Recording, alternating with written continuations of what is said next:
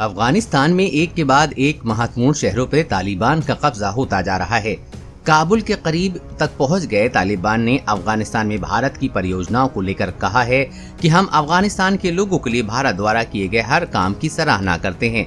तालिबान की प्रवक्ता ने मोहम्मद सुहेल शाहीन ने कहा कि हम बांध, राष्ट्रीय और इंफ्रास्ट्रक्चर प्रोजेक्ट और हर उस परियोजना की तारीफ करते हैं जो अफगानिस्तान के विकास, पुनर्निर्माण और लोगों की आर्थिक समृद्धि के लिए है।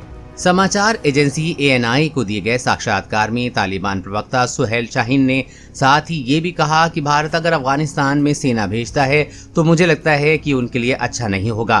भारत ने अफगानिस्तान में अन्य देशों की सैन्य मौजूदगी का हश्र देखा है, ये उनके लिए खुली किताब है।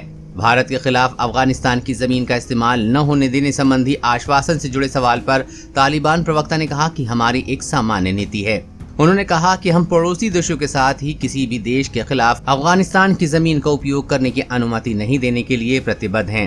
तालिबान प्रवक्ता ने भारतीय डेलीगेशन से मुलाकात की खबरों को लेकर कहा कि इसकी पुष्टि नहीं कर सकता।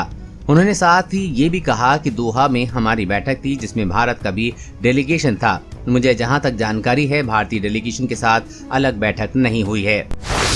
सिखों ने ही हटाया था निशान साहब। तालिबान के प्रवक्ता ने गुरुद्वारे से निशान साहब हटाए जाने को लेकर कहा कि उसे सिख समुदाय के लोगों ने ही हटाया था। उन्होंने कहा कि हमारे अधिकारी वहां गए तो सिख समुदाय के लोगों को ये आश्वासन दिया कि झंडा देखकर उन्हें कोई परेशान नहीं करेगा। इसके बाद सिख समुदाय के लोगों ने गुरुद्वारे पर फिर से निशान साहब फहराया।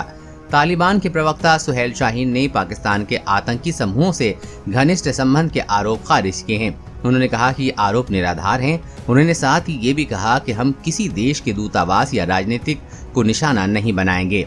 देश और दुनिया की हर अपडेट पाने के लिए चैनल को सब्सक्राइब करें।